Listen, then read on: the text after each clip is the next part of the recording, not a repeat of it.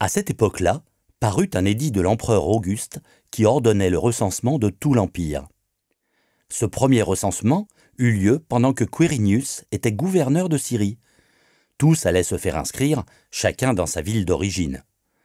Joseph aussi monta de la Galilée, de la ville de Nazareth, pour se rendre en Judée dans la ville de David, appelée Bethléem, parce qu'il était de la famille et de la lignée de David. Il y alla pour se faire inscrire avec sa femme Marie, qui était enceinte.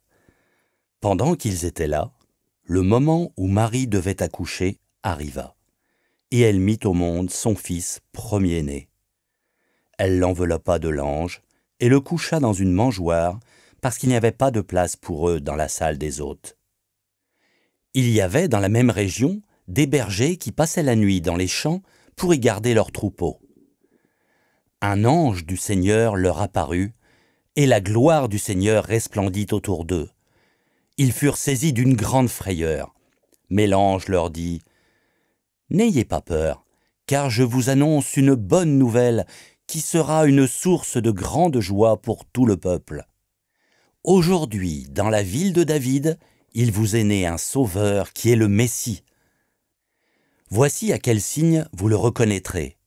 Vous trouverez un nouveau-né enveloppé de lange et couché dans une mangeoire. » Et tout à coup, une foule d'anges de l'armée céleste se joignit à l'ange.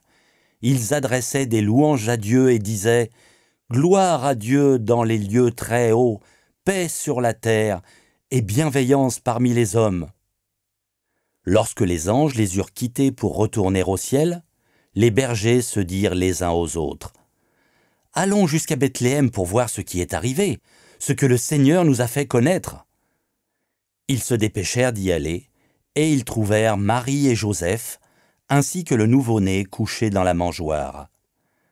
Après l'avoir vu, ils racontèrent ce qui leur avait été dit au sujet de ce petit enfant.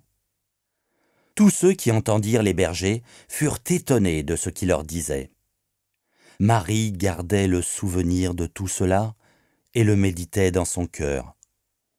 Puis les bergers repartirent en célébrant la gloire de Dieu et en lui adressant des louanges à cause de tout ce qu'ils avaient entendu et vu et qui était conforme à ce qui leur avait été annoncé.